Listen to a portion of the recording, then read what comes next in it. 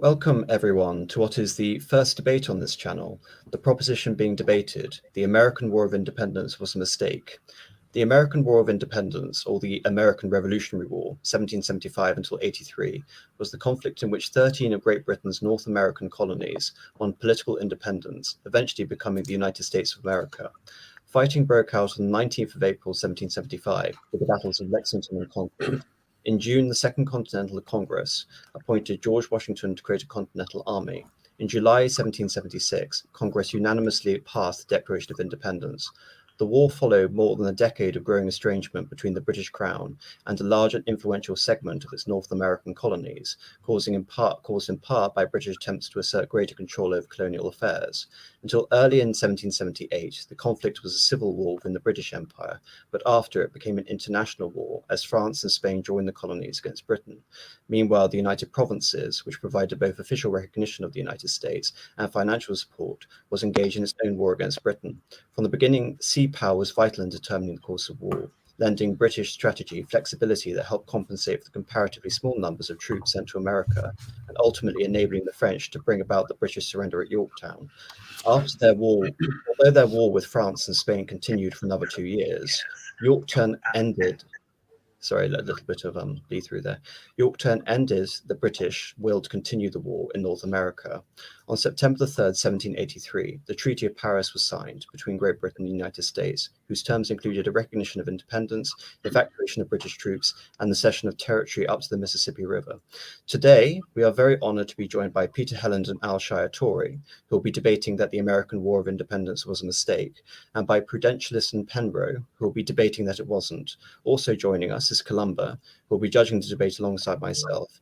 Before we begin, I would like to go around and let the panel introduce themselves. So we'll start with Peter. Yeah, this is Peter Helland. I'm from Wisconsin, but I went to the University of Notre Dame, and I have a master's in theology from the university next to Notre Dame here, Bethel. So that's my background. I've been living in South Bend here, and I've been looking at this issue for 30 years using public access television. So it's of great interest to me. Wonderful. Let's go to Al Shire-Torrey. Hello everyone. I'm I guess a sort of YouTube content creator, politics, history, two topics that I really enjoy, and I've usually cover I guess Dark Age, medieval periods, historical content, but recently I've been doing a bit more politics. But AMU invited me on this stream. It's something I've thought about because I've done several looks at the British Empire, especially it's the first British Empire, which mainly consisted of the time periods within Britain's colonies within North America. So it's quite interesting to look at of what developed there, and sort of argue why I think it was a mistake for the 13 colonies to declare independence. Wonderful, thank you for that, Al Shire-Torrey. Prudentialist. Sure. Good afternoon, everybody. I'm the Prudentialist. I cover a variety of political and cultural items on my YouTube channel, as well as do the examination of sort of reactionary political philosophy. This is a debate topic that is of great interest to me. I studied the Constitutional Convention and the American Revolution in details when getting my Bachelor's of History at the University of Texas at El Paso, in addition to being a rather well-known public speaker in debate and forensic circles in college. So I'm thankful for the opportunity to be here. Absolutely, and we're very thankful to have you, Prudentialist. And finally, Penrose. Good evening. My name is Simon Edward Penrose. I'm a metalworker, philosopher, and educator. I am the originator of the gene-centered theory of morality, and I'm here today to take on those fools who would claim that the American Revolutionary War was a mistake. Right, and of course, Columba needs no introduction, but I'll let him introduce himself anyway. No, I'm just glad to have everyone here. As I said before this began, I am undecided on this issue, and so it'd be good to clear the air and hear from people more knowledgeable than myself. I also just want to say how much of a particular pleasure it is to have Peter on, because I really enjoy his show, especially the episodes of Israel with E. Michael Jones, etc. I'd encourage everyone to go and watch them. They're very knowledgeable about a wide variety of subjects. I learned so much about the Vatican Council, etc., etc. It's fantastic. But anyway, that's me. Wonderful. And just to guess, for a bit of clarity regarding my own position, I am undecided on this issue as well. So both myself and Columba are very much impartial. The debate could go anyway, and we are not going to advocate for one position. We're going to hear out the debates and we're going to judge objectively. So, Peter, you have 8 minutes for your first affirmative constructive. I'll give you a warning when you have 1 minute left. Would you like to start? Yes. My older sister was born on the 4th of July, and in America back in the 50s, the 4th of July was like the biggest day. And it was quite a trial with her. Okay, so it always got me thinking, wow, this is what 4th of July is, huh? And about 30 years ago, I was doing public access, and I put on David Barton. In the beginning, I was just putting videos on that I would find. I wouldn't say anything. Well, David Barton is a total supporter of the American Revolution. I mean, this is a Christian country, obviously. Well, then I started doing some research, and I started reading John Wesley's Calm Address to the American Colonies. I started reading Fletcher, all his writings in 75 and 76. And of course, the American side said, well, they're just propagandists for the British. Well, then I started looking at the Civil War also, because you'll know them by their fruits.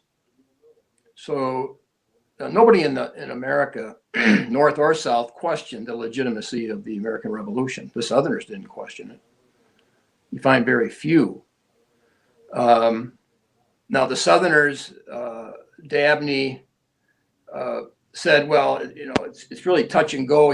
Authority comes from the consent of the governed. The first thing the Confederates did when they left, they put in God, and so because in order to justify slavery, it came from the Bible. So now you're going to have to put God in the Constitution. But you see the results, you'll know wisdom is justified by its children. You see the results of the war. They created a constitution which was purposely godless. Okay, now that doesn't answer the question whether the war was justified, but it does give you a clue. Wow, look what they created. Was there ever a Christian nation that had laid a foundation in the supreme law of the land that had no acknowledgement of God? Now, the state constitutions acknowledge God, but they still went with authority comes from the consent of the governed.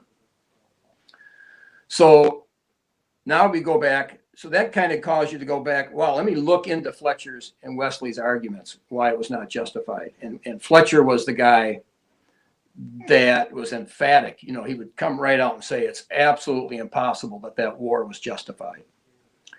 And then he would quote from Calvin, John Calvin, who happened to later in his life slip in his rules on the right of rebellion, which were much different than John Knox, okay?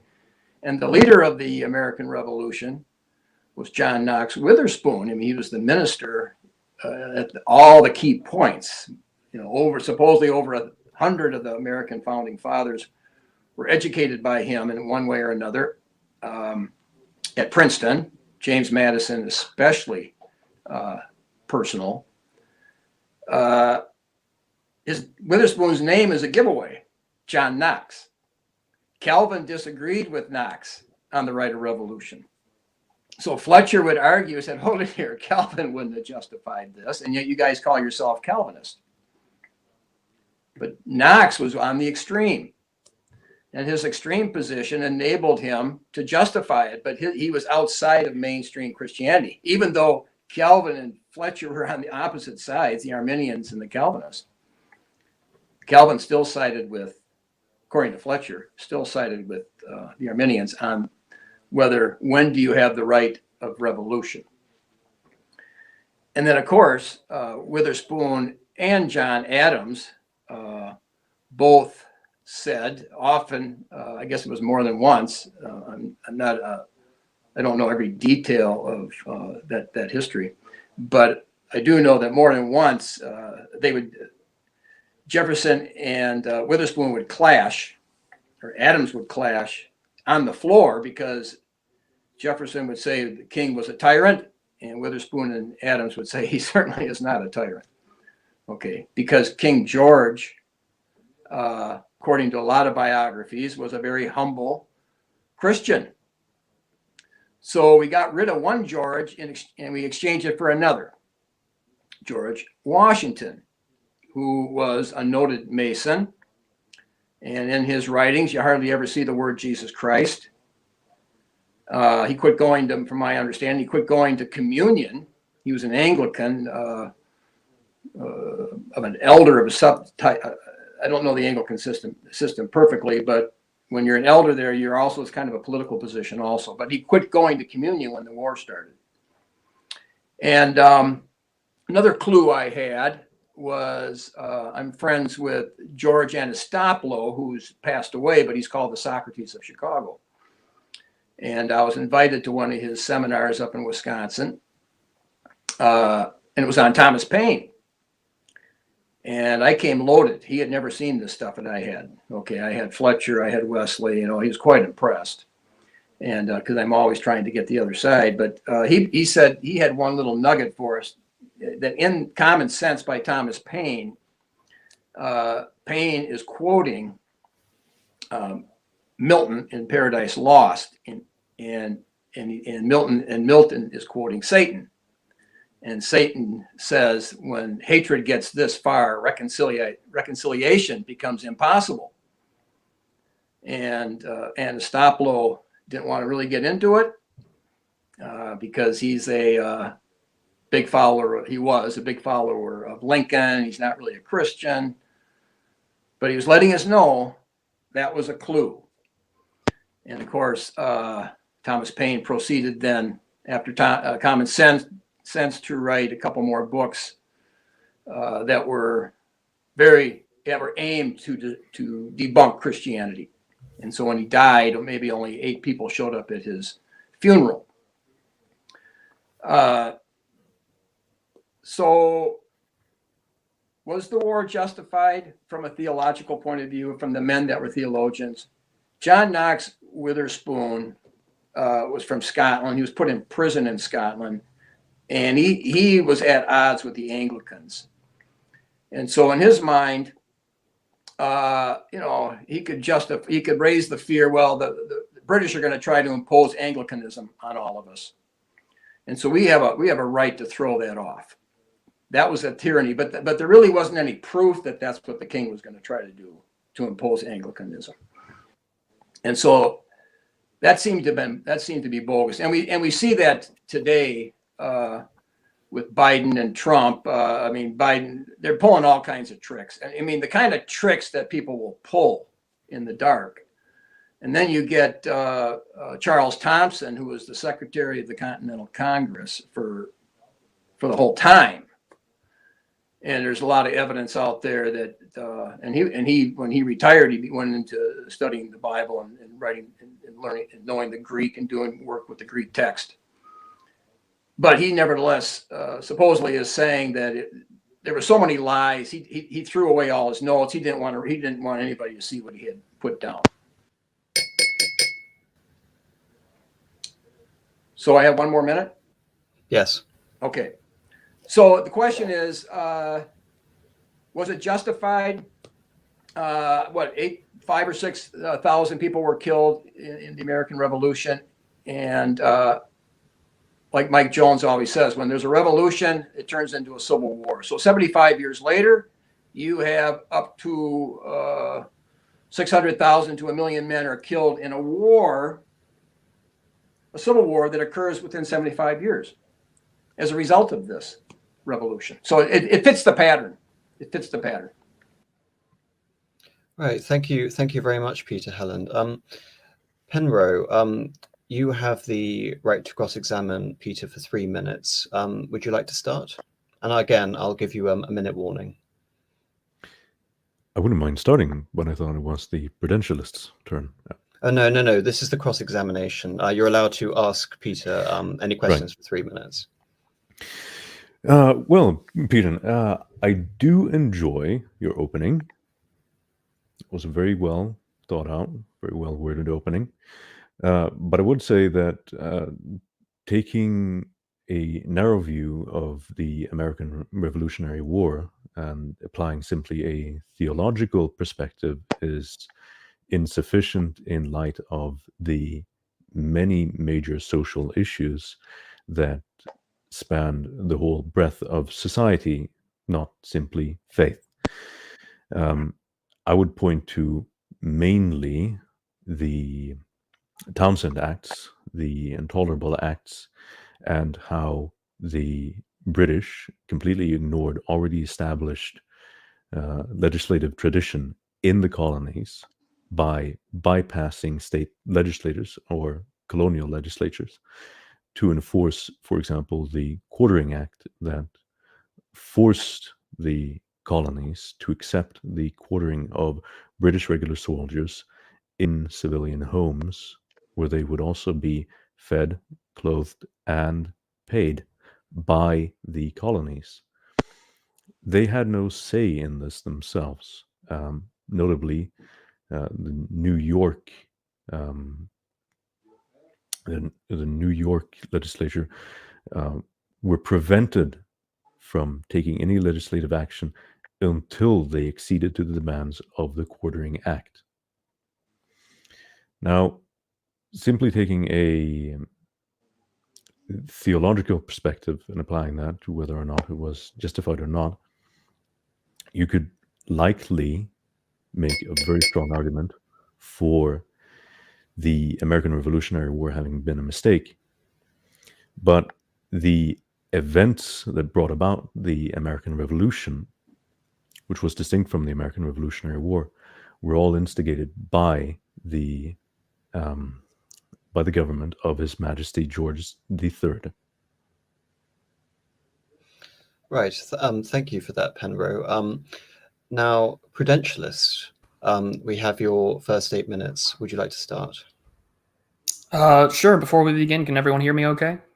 Absolutely. That's fine. Yep. Fantastic. Then we will get started. I will first start with a little roadmap for the audience and for our two lovely judges here.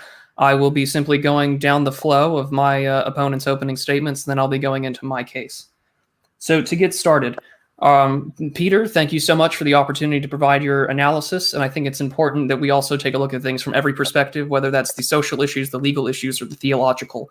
However, when it comes to the theological, I want to start off with the first thing that I thought was most important in your opening statement, which is that of Thomas Paine, quoting that of Milton and referring to that of Paradise Lost, about the hatred being so irreconcilable that reconciliation becomes impossible. But that brings us to the important question of today's topic, which is what is war other than the exhaustion of all political and civil means of recourse to where reconciliation is impossible? And it's important that we take a look at this perspective because reconciliation became impossible due to the actions that were conducted by His Majesty's government. And furthermore, the actions of His Majesty's government prior to the issues of the time frame of the American Revolution had created a unique American identity. And the way that we need to be taking a look at this question is the idea of Edmund Burke's concept of inherited rights. The idea that the social contract cannot be amended for the fact that it affects everyone who has come before us, everyone who is living, and those who have yet to be born. And for now, over 100 years, the British Crown and its government had practiced a policy known as salutary neglect of not necessarily engaging itself in regulating the colonies, allowing a unique American identity and self-determination to be around. And in doing so, the justification and a reconciliation between the government's recent actions post 7 Years' War made it all but impossible for political avenues to be found between the Crown and the American colonies. But furthermore, the other argument that Peter brings up is the aspect that the revolution inevitably led to the American Civil War, that 5,000 to 6,000 dead would lead to roughly 600,000 dead in the American Civil War almost 100 years later. I think it is important that we understand that there's a clear difference between the American Revolution and what led to the fact of the American Civil War. The fact is that originally what came out of the American Revolution was the Articles of Confederation, not the American Constitution that we know that came out later in 1787 in the Constitutional Convention in Philadelphia. What this tells us is that there's not necessarily the direct line of attack he wants to draw between the Revolution and that of the Civil War. We need to be looking at that from the perspective of the Constitutional Convention and the inability to address the problem of slavery. With that being said, there's no clear causal link that he's got between the two if he doesn't mention the Constitutional Convention itself, which is why we shouldn't be taking this argument with a grain of salt when it comes to the question at hand, was the American Revolution a mistake? But with that being said, I think it's important that we take a look at the case in hand. And the case in hand, I'll present now on my side. One, it's important for us to define some key terms. Mistake is an action or judgment that is misguided or wrong, also a verb, to be wrong about. And I'll be using the term 13 colonies, Americans and America interchangeably, the same thing with Great Britain, the Crown, and His Majesty's government. It's important for us to define war as the state of hostility, conflict, or antagonism traditionally between a state, usually open and declared as a hostile conflict between states, nations, and an exhaustion of political and civil avenues of recourse. So this debate is asking us, as the opposition, that we will be arguing that the war was not a mistake, but the leadership of the Crown that had made the military conflict all but inevitable, as the Crown took no serious effort in seeking a political solution, which had taken the wrong steps to preserve the North American colonies as subservient subjects to the Crown. The first argument that we can look at was the method of governance of the 13 colonies that had facilitated a creation of a cultural divide, creating a unique American identity that had been fostered for decades, even before the conflict itself. The Crown did not rule directly enough to keep Americans loyal to the Crown, nor did they punish bad actors that would harm the Crown's reputation abroad in the North American colonies. Even as the colonies whose charters had more direct forms of governance from the Crown, such as that of the Carolinas, the British government did not do enough to ameliorate tensions to foster greater relations and loyalty between North America and the Crown. We can see this with such as that of the conflict like the War of Regulation, which in North Carolina had pitted rural peasant farmers against royally backed government officials of the Crown who had levied taxes as well as bills of attainder to foreclose on properties in the wake of an economic depression. Furthermore, you had the issues of indirect representation, wherein Parliament had representatives in the House of Lords speaking on behalf of the colonies, many of whom never had visited the Americas nor hailed from North America, which made it increasingly difficult to find political avenues for reconciliation between the American colonists and the British Empire, and we'll get into that later. But in addition, the British did not have a uniform policy for governing the colonies, which made it difficult to maintain control of its vast territories, cultures, and economies for each of the future 13 states. For instance, the British colony towards Massachusetts had that of salutary neglect, which I had mentioned earlier, which was largely ignoring the enforcement of British trade laws in the American colonies. This happened throughout the first half of the 1600s until the Navigation Act. But even then, the Navigation Act wouldn't be regularly enforced and was in fact ignored. As Murray Rothbard tells us in his book Conceived in Liberty, thus from the year 1720 through the 1750s, the American colonies were virtually de facto independent from British imperial control, an independence bolstered by a libertarian spirit and ideology eagerly imbibed from the radical libertarian English writers and journalists of that period, end quote. So what does this all mean? It means that the British government didn't do what it was necessary to keep control over the hearts and minds and maintain an allegiance to the Crown, making the likelihood of political conflict all but more inevitable. In fact, post 7 Years' War, we can see this even more so as they tried to clamp down with their use of taxes and other laws. As Niccolò Machiavelli tells us in The Prince, when dealing with expanding territory to older states, such as that of the North American colonies after its war with the Dutch, you have to take some of the following steps. Install one's princedom in one's new acquisition, or to install colonies of one's people there, to indulge the lesser powers of the area without increasing their power, to put down the powerful people, and to not allow a foreign power to gain reputation. It is safe to say, through history now, and hindsight being 2020, that they did not effectively do this in any way, shape, or form. Lesser powers in that area, such as the colonial governments, were given more power due to salutary neglect.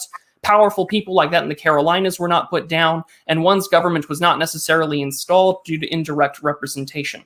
So we can see quite clearly that irreconciliation between these two unique identities made it virtually impossible for political solutions to be found.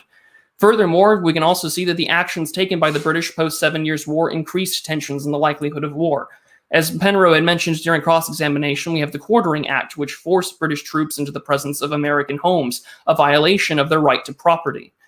Furthermore, we can see because of this, you already had the New York Restraining Act, a law that virtually told the New York's legislature, the colonial legislature, that no laws could be passed until they were in compliance with the Quartering Act.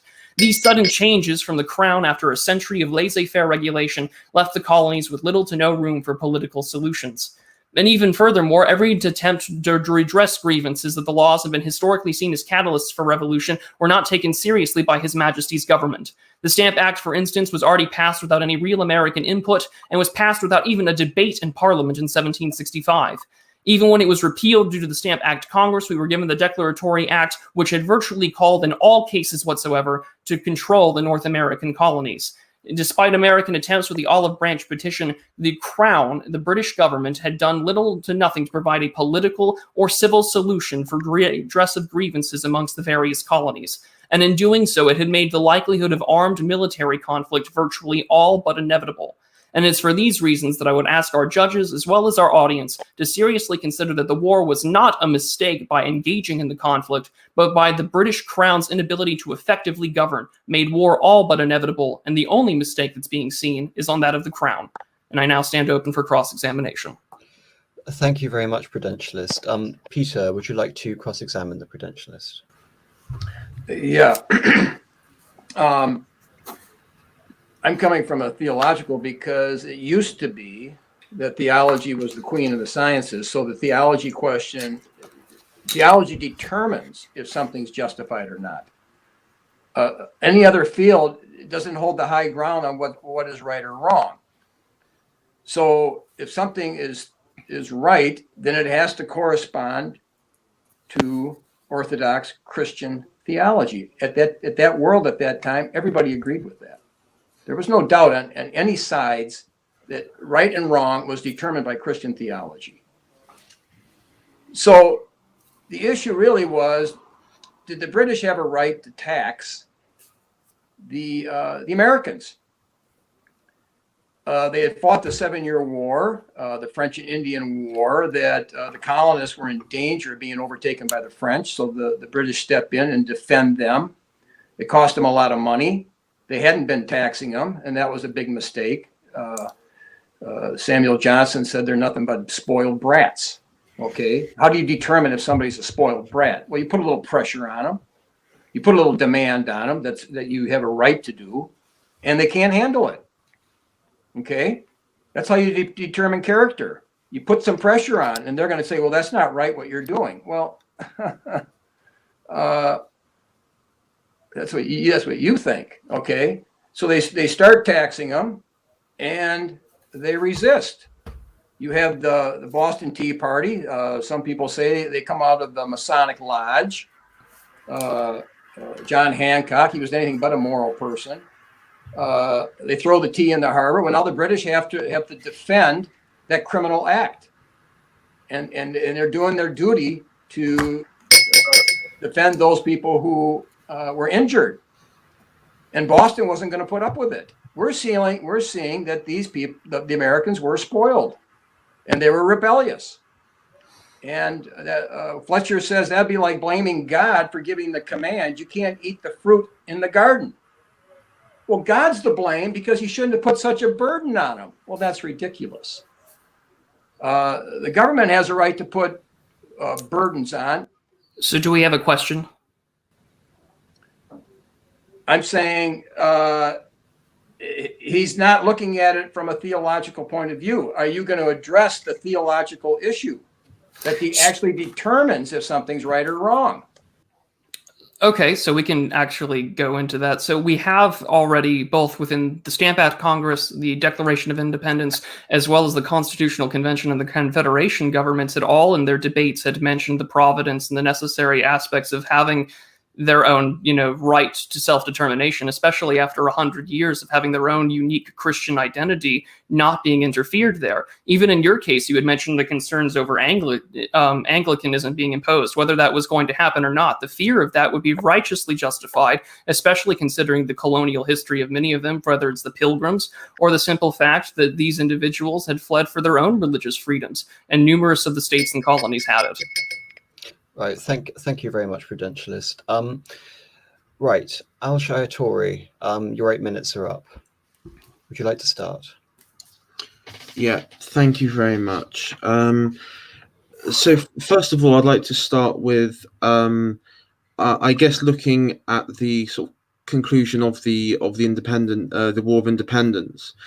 And one thing I find quite interesting in my perspective is if you look at the series of events, it in some ways mirrors the English Civil War. And so what I'll do is I'll get into the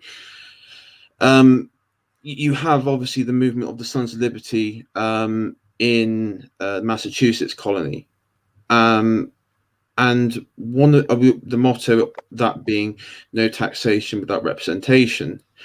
But when the war breaks out, one of the a greater the one thing that elevated probably in what changed when you came to the Continental Congress was, where does authority lie? And that was quite a similar question for the English that faced in the 17th century. And so there's quite a crossover of similar crossover in that regard. And I think that was a good question, because I don't think the Patriots at that point knew where they wanted authority to lie. So does that lie within the executive, whether it's a president, a king, some elected person with a executive power, which is what obviously happened. And in that case, how does one determine the continuation of what would be the states' rights in this power structure?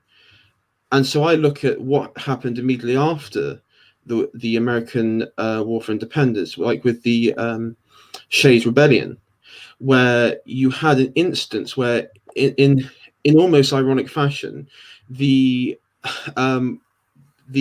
causes which caused the War of Independence recreated itself with the new republic. And so what was the response from the new republic but to enact the same policy, and in some ways you could argue even tougher than that of the king. And so when it comes to whether or not the War of Independence would be justified, you then look at what was to, I guess you could say,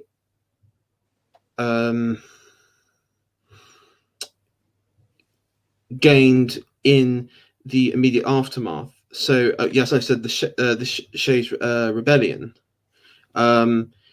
It resulted in, I'll just bring up the next line of notes here.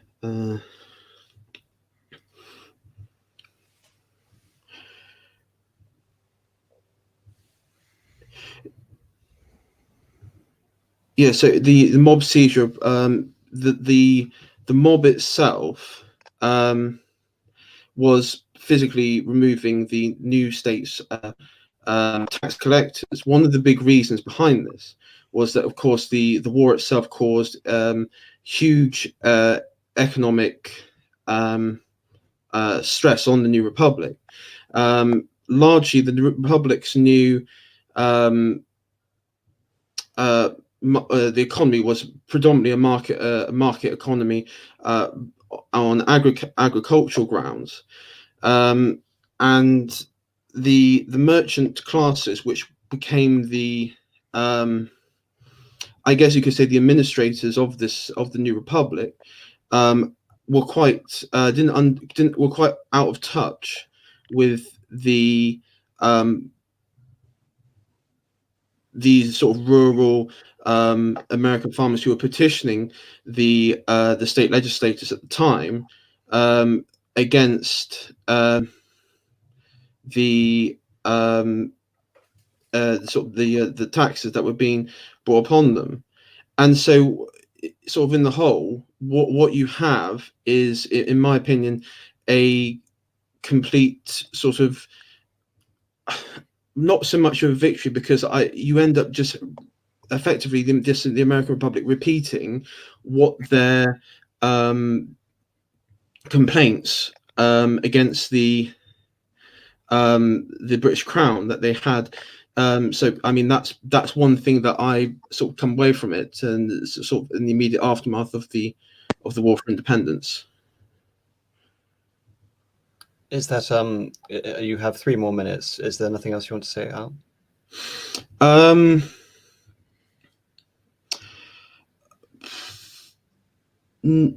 Not particularly at this point, I don't think. I've got a few others, but it's not entirely related to the point that I just made. I mean, do you have any other points to make? I mean, again, try and... Okay. Well, yeah, just on the... Yeah, okay. Just on the sort of separate point to make. I think when it comes to the point of that that was raised by the previous speaker, of the actions of the Crown, I think it's also important to remember that the reaction, I guess you could say, from the Patriot side, or the early Patriot side, of incitement, a mob, in some cases where local politicians would take part in this. And so I look at John Malcolm, who was a customs officer who was tarred and feathered in 1773 in I think it's Plymouth, Virginia, or it by the local mayor and a mob, and these sort of attacks on custom officers, and then later on those who were Tories and other loyalists and servants, who were not necessarily directly in positions of power, but just local individuals who worked within the government, and within people who were friendly and supporters of them, were targeted in a way where, from the perspective of the home state, the Crown and the Britain, it would come across as a deeply violent, brewing and troubling mess occurring in the colonies. Right, thank you for that, Al Shiratori. Again, just a note on the cross-examination. Yes, it is indeed a cross-examination, if I didn't make clear. So, Prudentialists, if you could offer a series of concise questions, and we'll have 3 minutes for the cross-examination of Al Shiratori. Happily. So we'll get started then. So, Al, thank you so much for your speech. I greatly appreciate the opportunity to speak with you. It's nice to finally interact with so many people that I see on Twitter. So I guess my first question for you will be, is it a mistake, the War of Independence itself, because the government of the Confederation government is in the same position the Crown was after the 7 Years' War? That just makes it a mistake? I think that the mistake was that, unlike most revolutions, it ends up betraying the core, the reality that many people supported it for. And so I think if you look at the... And what was that reality? Well, I imagine liberty, liberty, self-determination, rights, as God-given Englishmen. And it appears to me that the newly founded state just behaved in the way as the old regime. So even though the Articles of Confederation gave each individual government of the 13 colonies massive amounts of power, unlike the American Constitution of today, how does that not betray the realities of liberty and self-determination for these local governments? Okay, so if we look at as I said, the Shays revolt, there was farmers petitioned the state legislators, and they ignored them. So, and in one case, a state governor resigned conveniently out of ill health. So again, and then so their hand was forced to enact I guess you could say, mob violence. But this was, but again, the Shays Rebellion is primarily within Massachusetts. So how does this necessarily betray the revolution in aggregate? Well, it does cross over into states like Rhode Island and such. It Sure, does in the New England area, but I mean, you're primarily in one area versus the rest of the entire, countryside, plus what was given in the Treaty of Paris. So how does it necessarily betray the reality on whole? Well, I mean, if you look at the well, first of all, I mean, Massachusetts is not just any other state. It is the state that was the driving factor of the revolutionary force and the revolutionary spirit. I mean, it is the state where correct me if I'm wrong, but where the Sons of Liberty were formed, and where most of the important events leading up to the Revolutionary Wars took place. Okay. So, I appreciate the answer. And then last but not least, with a little bit of time that we have remaining, you mentioned the actions taken by the Patriots and those such as the tar and feathering would have been seen as incredibly violent and incredibly, nasty as a reaction that would have been, caused to put it down. But would that have, is it all right if I finish the question, AM? Yep. Okay. So to rally off this question here, do you think that it would have been possible to reconcile had the crown and the government actually tried to see things from the colonial perspective? I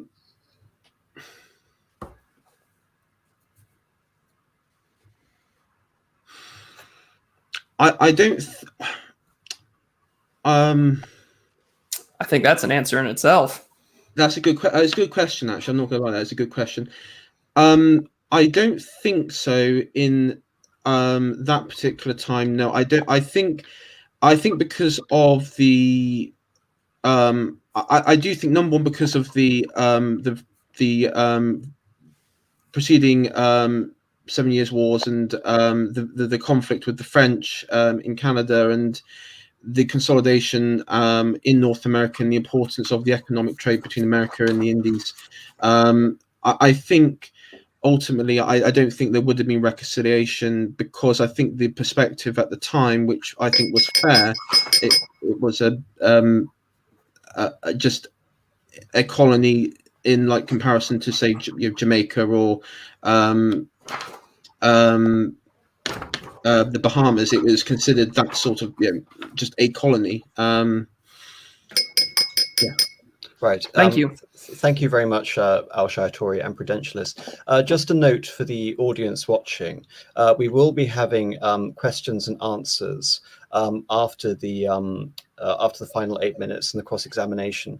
So if you do have any questions you want to ask the audience, please sort of have them prepared in 11 minutes or so when we finish the final speaker from the negative.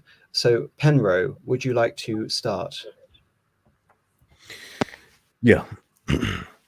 Now, Mr. Helland, you mentioned something earlier that is of great importance to this entire discussion, and it was that not taxing the colonies was a grave mistake by the British. It was. Not taxing the colonies, allowing the colonists the freedoms they enjoyed for so long, was perhaps one of the gravest mistakes that the British did in regards to the Americans. What they accomplished by allowing for the charter colonies to have their own elected governors and their own elected legislators was fostering a spirit of independence and self-determination among the colonists. And then when they reneged on these freedoms that they had allowed the colonists, all they did was breed resentment. And instead of engaging with the colonists and the resentment, they chose instead to use force. Which leads us to the question of the American Revolutionary War and whether or not that was a mistake, which is, of course, the question of this debate. Now, again, if we are to frame the American Revolutionary War as a mistake or not. If it is to be framed as a mistake, and it can only be framed as a mistake on part of the British because they were responsible for creating the conditions for revolution in the first place. And they did not only do so in the American colonies, they also did it in the West Indies and in Northern Ireland. The only thing that kept Northern Ireland and the West Indies from also engaging in revolution at that time were the particulars that they found themselves in there. In the American colonies, you had a large and growing middle class. You found no middle class in the West Indies. There was only an upper class and a lower class of mostly indentured servants and slaves. And in Northern Ireland, of course, you had the very strongly polarized environment between Catholics and Protestants that led the Protestants of Northern Ireland to be completely dependent upon the crown for their protection. If they would have engaged in any sort of revolution against the crown, they would not have found friends among their neighbors. But in the American colonies, not only were they liberty-minded, not only were they convinced of their ability to rule their own affairs, they also had significant interstate commerce. And this is also a very important point. Among the American colonies, it was only in Charleston that you found a significant number of the upper class families that had at least one representative permanently stationed in London. For almost all of the colonies, almost all of the colonial cities, this was the absolute exception. Now, to approach the question of whether or not the American Revolutionary War was a mistake or not from a strictly theological perspective, again, I respect that argument. I thought you argued it very well, but it is insufficient in determining on the whole whether or not it was a mistake, because it was a series of events that were driven on by many more questions outside the realm of strictly faith.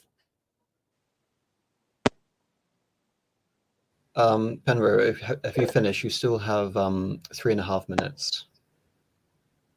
Honestly, I'm quite satisfied with that. I would really like to hear more from the rest of you. Right. Well, thank you very much. In terms of our final cross-examination, Al-Shaitori, you can, again, put some questions to Penro, and as we're credentialists, please make them as concise as possible. Thank you very much. Al-Shaitori? Oh, sorry. Yeah. I just want to ask,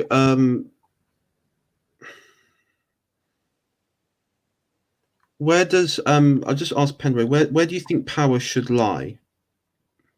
Where should power lie? Yeah. I'm of the opinion that if there is anything that can be approximated as a universal ethic, it is to look to one's own. Power should lie with one's own. So when it comes to say elections, for example, say like local legislature elections, how do you hold accountable those who have taken positions which on a local level may seem irrelevant, say, compared to the bigger picture, but when it has such wide reaching consequences, how do you hold sort of that sort of accountable and avoid corruption? Because this sort of goes back into the point that I was making, but I'm just going to say probably let me rephrase this. How do you hold power to account if that's a better framing? How do you hold the power to account? 10% battery. Well, what is corruption? Well, if we are to If we are to consider our moral obligations, as I want to do from the perspective of the gene-centered theory of morality, you have a moral obligation to select for. You have a moral obligation to select for adaptive traits, and you have a moral obligation to select against maladaptive traits. Corruption is the act of selecting for maladaptive traits. And you have an obligation, if you are to live a moral life, to select against that. There are many ways that you can select against something, and the purest expression, of course, of selecting against is to use force. Now, hopefully it doesn't have to come to that, but that is what it came to in the American Revolution. It eventually came to blows. Right. Thank you very much for that, Penbro. We've come to the end of the debate proper before the rebuttals. Anyone in the audience who has any question, please do so, and please direct your questions to one of the panelists, if you will. Thank you very much.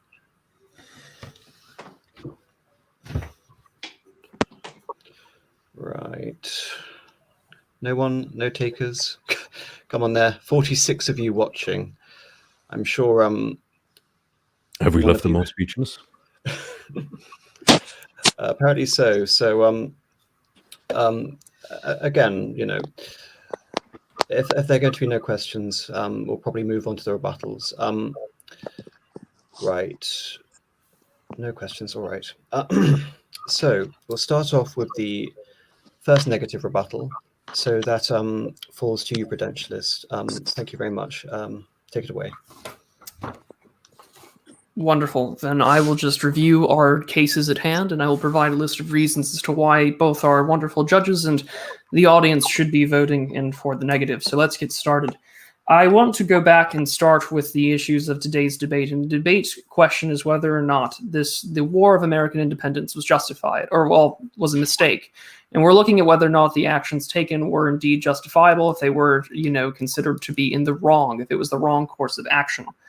What we're looking at today is two vastly different perspectives. We're looking both at theological and then the other numerous factors at hand, political, economic, cultural, identitarian, and all need to be considered. The theological justification can be looked at in both ways, as to both the concerns of the fear of Anglicism, the great heretic of the leader of the Church of England, especially from a group of colonists and Americans that had come to the country, passed laws of religious liberty and passed laws to enshrine that there is a separation between how government operates and that their ability to choose worship. The concern of now being the crown having greater force upon them, especially with a declaratory act making all matters of the, you know, government of the crown now having the authority over the state legislature, the colonial legislatures, tells us that there was significant concern for the religious rights and thus a theological justification. We hear this in our concerns of the American Declaration of Independence. We talk about how we are endowed by our creator certain inalienable rights, to borrow from Locke. So we see that there's a theological justification, and it exists for the Americans, proving that there isn't a mistake.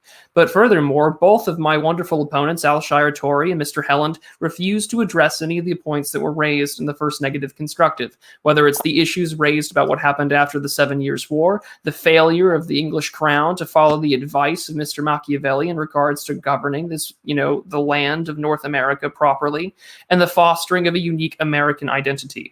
And the most telling part of all of this for you all is going to be that in the second affirmative constructive that we heard from Alshire Tory and during cross-examination was that there was no potential for reconciliation, that the crown did not want to listen to what the colonists had to say. And in doing so, it comes back to the point I made at the very beginning of this debate, was that war is the exhaustion of all political and civil recourse to address grievances. And when there was nothing else that could be done, reconciliation became impossible. And in doing so, war had to happen. And because of that, war wasn't a mistake, and it wasn't a mistake because there was no other opportunity. The only mistakes that we've made clear in this debate is the simple fact that the crown did not do enough to provide those valid, to provide justification for its authority. because it did not provide justification, a unique identity formed, a unique access to information and interest in other powers and trade formed, and as Penrose had pointed out, a vibrant middle class throughout the colonies came all around. Now, again, there's the concern of the line between the Revolution to the Civil War and that of Shays' Rebellion. Again, those issues do not necessarily mean that they can be directly linked to the Revolution, because it's not a betrayal of what happened. Shays' Rebellion and later the Whiskey Rebellion would demonstrate the need to find a better way of government and enshrine those rights and liberty and redress for all, which is how we get the Constitutional Convention, which of course was a very indirect form of democracy and provided a solid form of republicanism. So if we're going to be taking a look at today's debate and its topic at hand, was the American War of Independence a mistake? We can clearly see through the myriad of reasons both myself and Penrose had listed out that this war was not only inevitable, but it was not a mistake, and the courses of action that was done show that the Crown did everything it could to ignore and exacerbate the problem from the colonial perspective, providing both political, theological, economic, and cultural reasons to go to war. And for all of these reasons, I ask our lovely judges, as well as the audience, to put a vote firmly in the negation. Thank you so much. Right, thank you, Prudentialist. A little departure away from the structure of the debate. We have had some questions coming through during your negative rebuttal, so I'm going to put them forth, and I assume this is directed at Penrose. Mm-hmm. Spiteful mutations caused the revolution. I wouldn't say there were mutations. Prove their worth. Yeah. Right. So, quick little recap of things I've said before. If we are to consider natural selection as a valid description of speciation,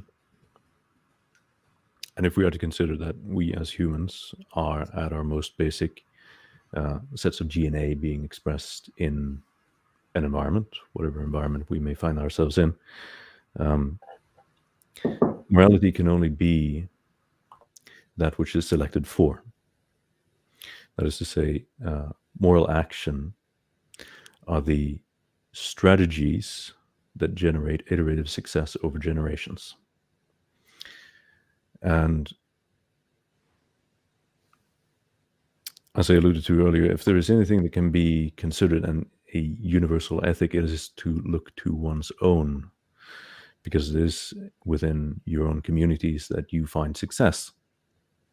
Now, what the British did in regards to the American colonies was they successively over generations created a greater rift between themselves, their identity, their society, and the identities and the societies of the American colonials.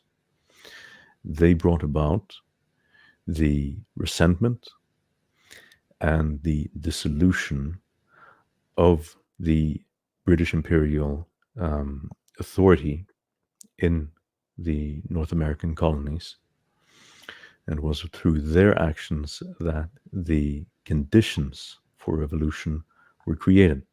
And when those conditions became realized and broke out into open sedition against their rule, they failed to find any sort of reconciliation of this conflict other than the use of force. And it was met by force successfully. Right, thank you very much for that, Penrose. A second question, I assume this is for the Prudentialist from God's Own Prototype. Does the Whiskey Rebellion not put the lie to the claim of the justification on tax oppression made?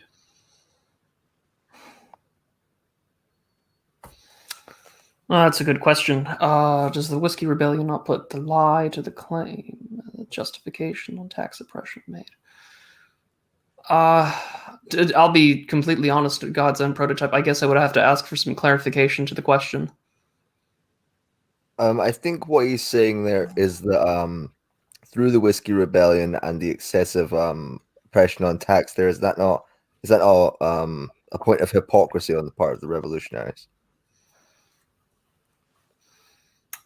Could be seen as if you one could argue, it could be a point of hypocrisy. However, my response to that would be is that you created something that could not effectively redress those grievances. So as I have made in my case already to this, is that war and those kind of armed conflicts is when the ability to civilly and politically redress grievances can no longer happen. Thus, force has to be in place. And as we see, the consequences of the Shays and later the Whiskey Rebellion is the formation of a constitutional convention and a formation of new government, because So articles don't work.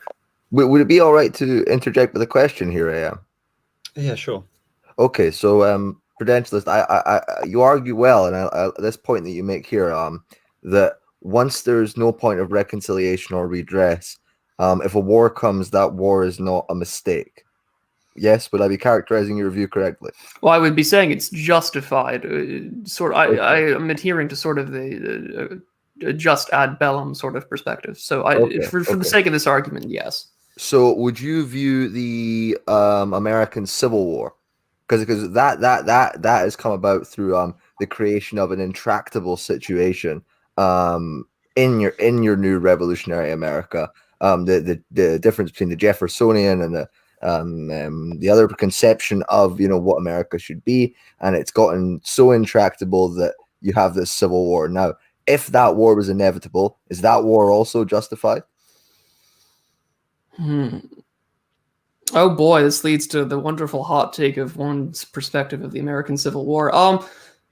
So I would argue that its inevitability is the result not only of the issue of not addressing it in the Constitutional Convention, although it does with the Three-Fifths Compromise. You have a myriad of issues: the creation of the Mason-Dixon line, Bleeding Kansas, the Missouri Compromise, the inability to phase out during that time frame between the Constitutional Convention and the firing of Fort Sumter in 1861 is indicative of a failure of leadership, is indicative of a failure of finding a political solution and phasing out slavery. However, I would argue that no, I think that those are two different contexts and two different conflicts. One, in part, because slavery, to me, and I'm sure to many of the time with abolitionists, is a moral wrong and a moral failing. In addition to the fact that technology was changing Eli Whitney and the cotton gin, for example. I would argue that they're two odd. I would argue that there's an exception to the rule, and that rule would be the American Civil War. Okay, Right. and so sorry, Columbo. I think just for fairness, I think just to give some sort of balance in terms of the questions for each side, if that's all right. Sure. Yeah, of course. So thank you, Columbo, and thank you, Prudentialist, for that response. A question from Mickey the Fourth, directed at Peter. If a justification has to be made from a religious perspective, isn't solely the possibility of the king being a heretic and head of the heresy good enough justification? I mean, he's supposedly a heretic from a Catholic point of view because he rebelled against Rome. He was not. I've never seen that he was considered a heretic. Wesley and Fletcher did not consider him a heretic. He held to all the major creeds that you're supposed to hold to. He was considered one who lived the Christian life. So the possibility of the king being a heretic and head of the heresy, no way. I mean, Fletcher argued that Americans had come up with a whole, they were completely heretical, that authority comes from the people. With Fletcher, the whole argument was it was about the origin of power. It was about and it all went back to Adam, and they were completely debunking Adam. The argument used to be between Filmer and Locke, and once Adam is displaced at all in any way at all, that's where heresies come from. But all authority comes from God through Adam, and the king gets his authority from God through Adam. It's not a straight divine right of the king, and that was Fletcher's argument. And the Americans, because of Locke and this and that, and because a lot of them were Arians, that was a big argument. The British guy that taught it in Kansas argued that it was really an Arian heresy that was fueling the American Revolution. They were the heretics. That's what I would say. Right. Thank you very much for that response, Peter. And that leads quite nicely into your 5-minute affirmative rebuttal, if you'd like to take that away. That's with me? Yes. Okay. So 5 minutes of closing remarks, if you may, please. Thank you. Okay. The question sometimes is phrased, was the American Revolution justified? And then you might hear it being said, was it a mistake? The mistake is being seen that we're living in right now. Okay. Americans are lost as lost can get. They don't know up from down. They don't know where authority comes from. And you can trace where we started going wrong back to the revolution, to precisely what Fletcher was arguing. Once you don't understand that authority comes from God through Adam, he said it's going to remove all authority and all subordination will be removed off the earth. And what has ever happened since America? All kings and dictators are the evil ones. What do you have in the American home? Sorry, Peter, just a second. Prudentialist, would you mind just muting your cam just for a second? We can hear. Thank you very much. Sorry, continue, Peter. Right. So whether the revolution was justified, I argued that it wasn't justified. Charles Wesley was writing to John Wesley in Boston, 1735. He said he couldn't believe what he was hearing in the streets of Boston. They were moving toward independence, which was rebellion. They had that in their mind all along, and they were going to take any excuse to get there. And I don't know how to phrase it, except I grew up hearing stories that people had to walk 5 or 10 miles to school in the cold, in the winter, back in Wisconsin, where I'm from. Okay. And that was normal for them. Well, if all of a sudden, hey, you tell your children you got to walk 5-10 miles to school, that might justify them doing anything. That's cruel and unjust punishment. According to who? See, so from our perspective, it was cruel and unjust. Who's to say? So was it a mistake? You see that in America, the fathers have no authority in the home because originally authority from the father, authority in the home comes from God, and it traces through Adam. That's gone. Okay. And people are getting married now in America. Where does authority come from? Exactly what Gordon S. Wood, the professor who wrote the book, The Radicalism of the American Revolution, he said it turned to commerce. A lot of the founders said it was a mistake, said they were totally disappointed by the end of their lives. And it turned to commerce. It turned to money. So now in American homes, authority comes from, amongst the husband and wife, it comes from who brings home the bigger paycheck. So you see that this is where it's brought us. Was it a mistake? Yeah, because the culture is falling apart. Of course it was a mistake, and it traces itself back to those principles that were laid at the bottom. Right. Thank you very much for that, Peter Helland. We're now going to move on to the second negative rebuttal. So, Penro, would you like to offer some concluding remarks? Right, just some quick concluding remarks then. If we are to consider the American Revolutionary War as a mistake in light of the societies that have resulted from those historical events that we have today, I would have to ask, is modern-day Britain, with its thousands and thousands of continuing interminable rapes of young British girls, is that a result of the American Revolutionary War, or is that where America would find itself too if it had not successfully rebelled against its colonial master? If indeed Britain of today is in such a sorry state as it is because of the American Revolutionary War, yes, I will accept that the American Revolutionary War was a mistake. But I don't think the two are linked. And while the United States of America today does face a host of issues, I do not see how, for example, the border crisis that we are currently facing can be linked to the American Revolutionary War. I would argue that that crisis and many of the other crises that we are currently facing, such as power grids getting knocked out in Texas because of a bit of cold. Those issues are quite detached from the American Revolution, and that the American Revolution, what it resulted in its immediate aftermath, was a extraordinarily constrained government that allowed more self-determination to individual provinces than what we have probably seen anywhere else in the world, either before or since.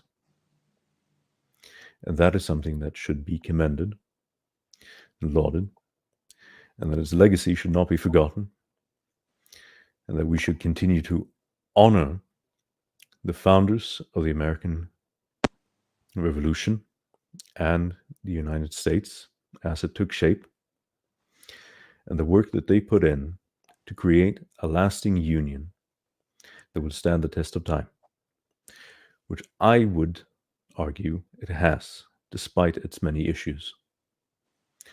And with that, I rest. Thank you very much, Penro. Now we come to the final rebuttal from the affirmative side. Of course, those remarks are for you, Al-Shai Tori, so would you like to start?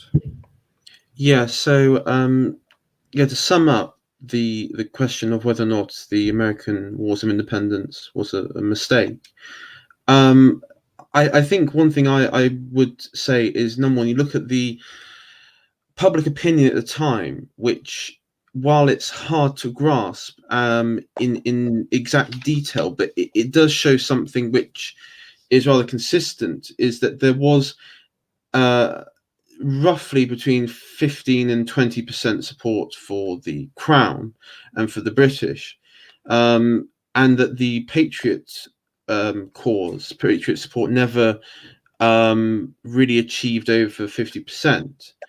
And so when my opponents here refer to the American colonists as a united front, it really is not the case. Bearing in mind, you can really say the majority were, from one point of view, you could say the majority were never in favor of the War of Independence. But that being said, I think what you can draw from the American Revolution is a nation which was built on mob violence, not as violent as the French Revolution, but violent nonetheless. And you see that played out with the Shays Rebellion, with the Whiskey Rebellion, as referenced earlier, also leading on to the the early abolitionists movement, and the various abolitionists and pro-slavery causes meeting out in the Midwest, where there was right before the Civil War conflict. And so it seems that the very nature is that conflict was the first resort in all these instances. And then, of course, you lead on to today, where you look at places like Portland, or we had last year the infamous Seattle Autonomous Zone. And you look at how those were able to come about, and you realize the sheer level of local democracy and the imbalance of power. Because you take Portland, you have a Democrat governor in the state, you have a Democrat mayor, you have a Democrat legislator, which are all on ideologically the same page. And if you are a member of the mob who is part of that regime, you could get away with rape, murder, probably. I know people who have sometimes been beaten to near death, and then charges are dropped. And so when it comes down to it, it seems that the project itself of America is inherently lawless. And I think in the closing remarks here, I mean, was it a mistake? I think it was because I think America is exporting the spirit to around the world and to Britain, and it's why, you know, in light of the Black Lives Matter and everything and Antifa, a lot of this is coming out and it's being spread around the world, and it's sowing further division. Right. Thank you very much for those closing remarks, Al-Shayaturi. In terms of, again, how to judge this, what I'm going to ask the audience, of course, to have their say. So if you believe that the American War of Independence was a mistake, i.e. the affirmative, please type A in the chat. If you, of course, believe it wasn't a mistake, type N as a negative in the chat. Thank you very much. Columba, do you have any questions you want to ask? Yeah, I've got one for Penro and one for Peter now. Penro, you said that you didn't see a link between, you know, you pointed out the situation in modern Britain today, and yeah, explained that you don't see any direct link between that and the American Revolution. But couldn't one argue that the only reason modern Britain is in such a sordid situation is because since the fleecing of the empire by the United States at the end of the Second World War and the concomitant spreading of American extreme liberalism and American racialism and so forth, couldn't you say that the reason that, why Britain is in such a situation today is because they've been subsumed into, you know, the American empire in the wake of the Second World War? So how would you respond to that? Well, there's a real question there, isn't it? Because what is the American empire that you are referring to? Now, Al-Shayaturi, he spoke of there being a minority in the colonies who actually supported the American Revolutionary War. That's all very well and true, but is it the American people in general that is exporting all this race and gender identity nonsense to the world? Or is it a very specific subset of the population who are chiefly responsible for this? I think there we might find some answers. Okay, so thank you for that. That's my first question. I think that's a good one to mull over because it is a difficult one. And Peter, I wanted to ask you, because you brought up Masonic influence, particularly with the Boston Tea Party.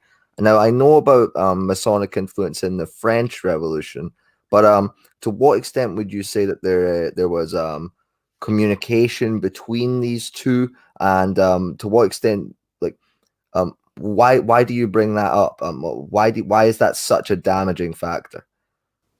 Because of the ideas Benjamin Franklin supposedly wanted to put on our coin. Instead of e pluribus unum, he wanted to put on rebellion to tyrants is obedience to God, which, by the way, John Knox's Presbyterians kind of held to the same motto: rebellion to tyrants is obedience to God.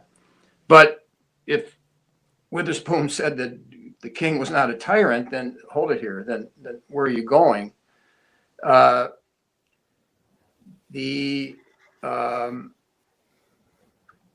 back. Give me your question here again.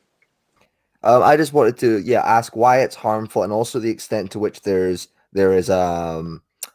interchange between the American Masons and the extreme French Masons, and also you know, I mean, there's rumors of the Masons and the Illuminati and stuff being funded by you know, banking groups, certain other ethnic or religious groups, and this idea of this negative influence there. Could you speak to that? Well, they had the anti-Masonic party that came about because of a murder in Batavia, New York, and John Adams himself then jumped in because they were accusing his dad, John Quincy Adams, I'm sorry, jumped in and wrote a major book on it, and that anti-Masonic party was huge. And John Quincy Adams said on the county level, state level, federal level, half the officials were Masons. So their loyalty is to something else. My dad had a friend, Paul Fisher, who wrote a book, Their God is the Devil. quoting Catholic Church authorities on the issue. Both my grandfathers are Masons. I don't really hold to this personally as far as, trying to figure it all out. But the Masons are at odds with Orthodox Christian theology, and they held sway. And it did have a lot. I do know that it did. When you get to the sort of start of World War I, there was sort of interlinking between certain Masons and even groups like the Frankism and things like this. But so I am sympathetic to that argument. Okay, well that's my questions out of the way, gentlemen. Thank you. Thank you. Thank you very much for that, Columba. I mean, if the audience is to be believed, the affirmative has won by a landslide, but I think that may have something to do with the fact that we have quite a strong monarchist inclination on this channel. To say, yes, I think we have some bias here. But I really would like to hear your I guess your preliminary judgment, Columba, as we try and wrap this up and determine a winner.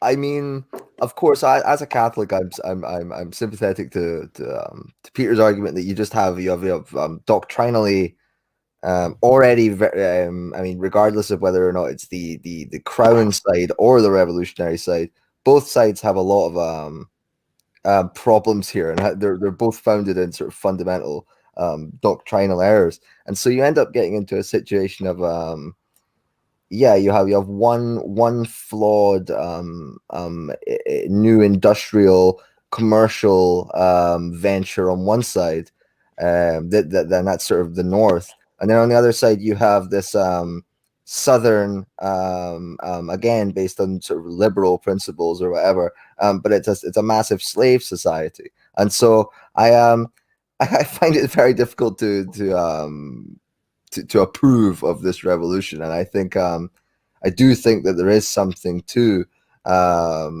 Peter's arguments about Masonic influence, etc., but also to Alshire Tory's argument of where does sovereignty lie, and when you place sovereignty in the hands of the people. I mean, on this channel we've discussed. I mean, the democracy does turn tyrannical, and the American system of self-determination, and which the Prudentialist seems to have argued for as being quite remarkably stable, as did Penrose, with it being conducive to stability, etc. This just doesn't seem to be the case, and it lasted for about 70 years until you had the Civil War, which was the collapse of this system into an imperial system. So I would argue that the system that the founders envisioned, it doesn't even remotely resemble what we have today. So I must say, I side with the gentleman supporting the motion, but well argued on both sides. Right, and again, this is sort of difficult in terms of arguing this from the point of view of performance, as opposed to arguing from the actual sort of content of the argument themselves.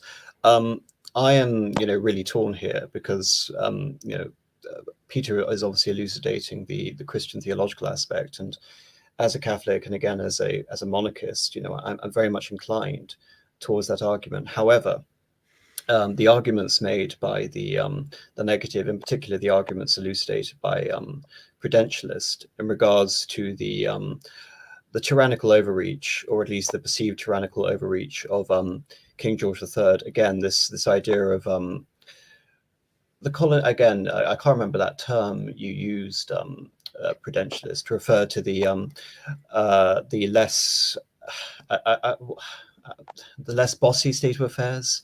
The rather lax, laissez-faire form of government before the 7 Years' War, as opposed to the more centralized and oppressive forms of government. And again, you elucidated many points to substantiate that claim.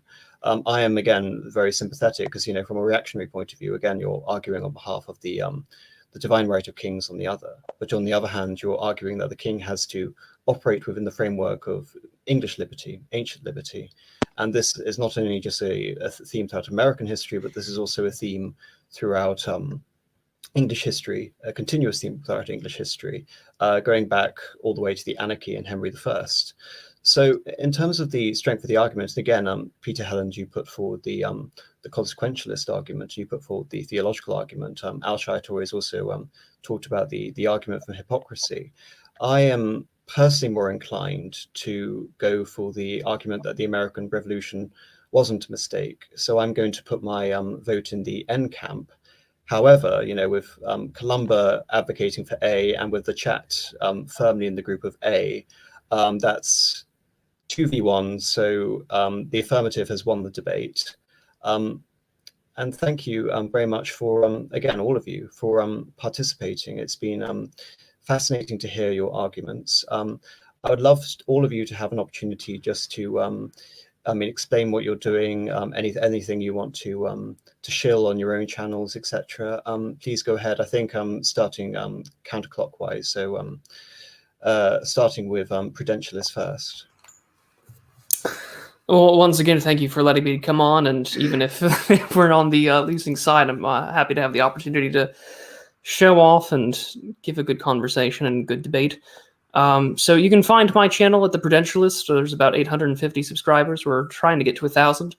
I provide analysis of reactionary political philosophy, neo-reactionary philosophy, as well as contemporary events dealing with woke capital and strategies to engage and deal with such issues, as well as reviewing of esoteric knowledge and books based on my audience suggestion.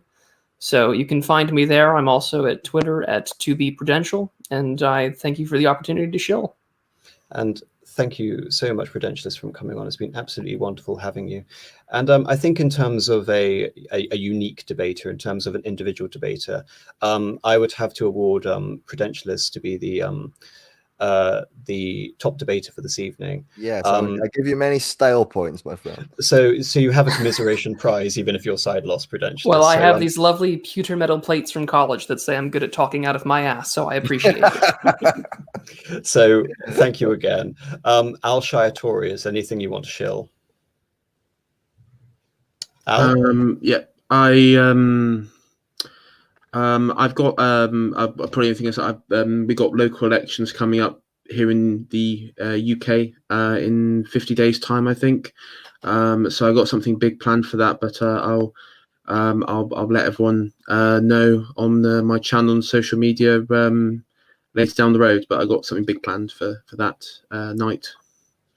And for the audience member, all the links are in the description. Peter. Yeah, I could say I'm honored to be on here. I've never been in such a format. Basically, I'm just local. I was always, 30 years ago, maybe just public access, just local. So no one's ever asked me to come on something like this. Okay, so with the public access, then I put stuff on YouTube. So it's quite an honor, I guess, to move into this format. And are you working on anything right now that we should keep our eyes out for? I mean, I'm just always thinking of something else to put up on YouTube. What I'm thinking right now is I'm really interested in really fleshing out more. Adam was to rule.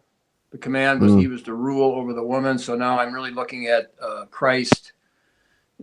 He's supposed to love his wife as Christ loves the church, but he's supposed to rule his wife. So what's the connection between him properly ruling and how that intersects with loving, the ruling aspect. And that's been lost in our culture. And it does go back to the American Revolution that the man doesn't get his authority from God because politically he's not allowed to. Yeah, and this also comes up with this idea of you see so many people today, even these people who are apparently Christians, complaining that God isn't always nice or kind, and it's like, of course God has that love, but there needs to also be discipline there, right? And toughness, which I think is a very important thing to get across. I genuinely see people being shocked that God gets angry, for example. Of course he does, but anyway, thank you for that. Yeah, and thank you so much, Peter, again for coming on. And again, his channel is linked in the description. Finally, we come to Penrose. Yes, I think that all of us should be able to agree on at least two things: whether or not we think the American Revolutionary War was a mistake or not. One, that it was a tragedy. Wars between brothers are never to be looked at as great. It was an avoidable conflict that became unavoidable. And two, this has been a wonderful conversation, and I've had a great time being here. Thank you for having me. You can find me on youtube.com/Penro. I am, as I said earlier, a metalworker and a philosopher. The videos I post are posted rather infrequently, but deal with those subjects. And what I seek mostly is to investigate fundamental questions of morality and finding actionable information. My work is, to be summed up most concisely, post-pragmatism. It is a reconciliation between theory and practice. My aim is always to tell you what you should do and have good, sound logic to show why that is a sound piece of advice to give. All right, thank you very much, Penro. And last but not least, Columba. Yeah, I mean, just as I've said, I harp on every channel that I managed to sneak my way into. I'm working on a biography of Julius Caesar, trying to really highlight his how he pandered to what scholars in the 1800s would have called socialist policies, and in many ways they are. Like, in many ways he was a leftist, and I think it's going to be a sort of reassessment of him from our circles, shall we say. Not to say that he was dreadful, I mean, you could argue that it was inevitable, his rise to power, but I want to bring out some points which aren't discussed that much especially in the scholarship today, when people talk about the ethnic composition of Rome and the extent to which the population was made up of freedmen or Easterners, etc. These things don't get talked about by classicists today for obvious reasons, so I'm going to be talking about that too. All right, thank you very much, Columba. And thank you to all the wonderful guests for making such, again, wonderful appearances on this debate stream tonight. In terms of what's next for this channel, there is, of course, the Politaire podcast at 8:30 next Monday, which will be featuring Don the Pleb, Jonathan Poll, and Columba again, and myself, and we will be discussing socialism. So thank you, everyone, for watching, and good night.